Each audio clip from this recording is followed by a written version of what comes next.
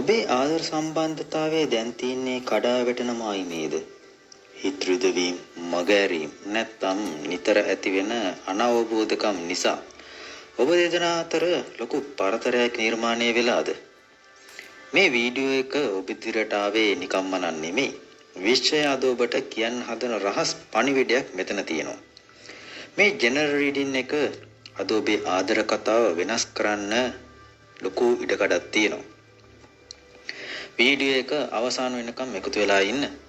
මේ පණිවිඩය ඔබට හරියටම ගැලපෙනවා නම් පල්ලෙහාන් yes කියලා කමෙන්ට් කරලා ඔබේ ආදරයට විශ්වයේ ආශිර්වාදය එකතු කරගන්න.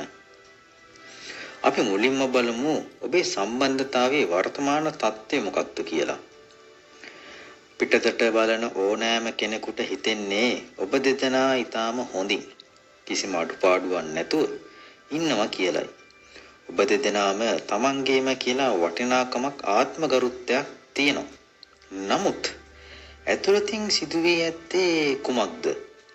ඔබ දෙදෙනා එකට හිටියත් හැඟීම් මතින් දැන් ඉන්නේ හුදකලාව. එකිනෙකාගෙන් වෙන් වී තමන්ගේම ලෝකවල තනිවෙන්න උත්සාහ කරන ස්වභාවයක් මෙතන පෙන්වනවා. ආදර ඇතුලේ තිබිය යුතුයේ කිට්ටු බව සහ බෙදා ගැනීම කොතැනක හෝ නැති වෙලා. එතකොට මේ සම්බන්ධතාවයේ කඩා වැටෙන්න බලපාපු ප්‍රධානම හේතුව මොකක්ද? මේ හරි ගැඹුරු පණිවිඩයක්. ඔබ දෙදෙනා අතර ප්‍රධාන ගැටලුව වෙලා තියෙන්නේ සමාජ නීති, පෞල් බලපෑම්. නැත්තම් ඔබ දෙදෙනාගේම ඇති මමත්වය සහ මතවාදයි. මම හරි, ඔයා වැරදි කියන තැන ඉඳන් හිතන්න ගිය නිසා දෙදෙනාම එකඟතාවයකට එන්න බැරි වෙලා තියෙනවා.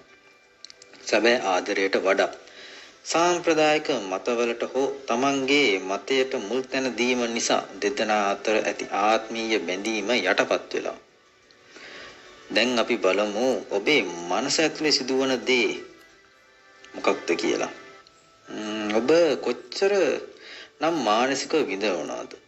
රාත්‍රී නිින්ද යන්නේ නැතුව හිස රදයෙන් අධික ලෙස සිටීමෙන් ඔබ දුක් විඳිනවා. එයා මාව දාලයයිද, අපේ ආදරේ ඉවර වෙයිද කියන බය සහ කනස්සල්ල නිසා ඔබ ඔබවම මානසිකව වද දෙනවා.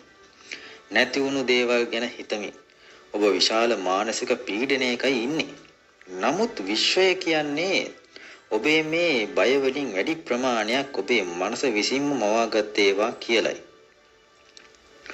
එතකොට ඔබේ සහකරු හෝ සහකාරිය මොන වගේ හැඟීමකද ඉන්නේ?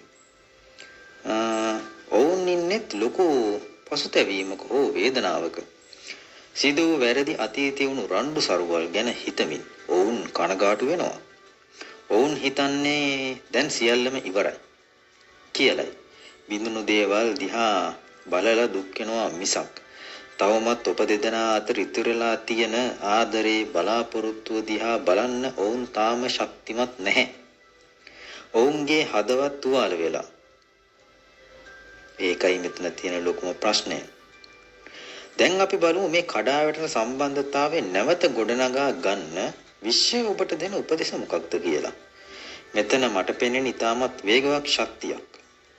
විශ්වය කියන්නේ තවත් නිහඬව ඉන්න එපා. ඔබ දෙදෙනා අතර තියෙන මේ නිහඬ බව තමයි සම්බන්ධතාවයේ විනාශ කරන්නේ. එහෙම නැත්නම් සම්බන්ධතාවයේ මුල, විනාශයේ මුල මේ නිහඬතාවයි. ඉක්මනින්ම කතා කරන්න. මගහැරීම් නතර කරලා එකිනෙකාට මුහුණ දීලා විවෘතව අදහස් වුමාරු කරගන්න. ඊටමත් ඉක්මනින් ඔබේ පැත්තෙන් පණිවිඩයක් යවන්න.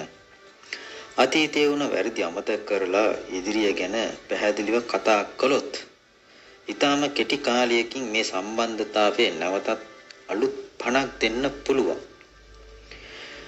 විශ්වයේ ශක්තිය තියෙන්නේ ඉක්මනින් සහ පැහැදිලි සංවාද මතයි. ඔබේ ආදර කතාව නැවත ගොඩනගා ගන්න විශ්වය ඔබට මඟ පෙන්වන්නේ එහෙමයි. මේ රීඩින් එක ඔබේ ජීවිතයට, ඔබේ ආදරයට හරියටම ගැලපුණා නම් පහලින් yes කියලා කමෙන්ට් කරන්න. ඔබේ ශක්තිය මේකට සම්බන්ධ කරන්න.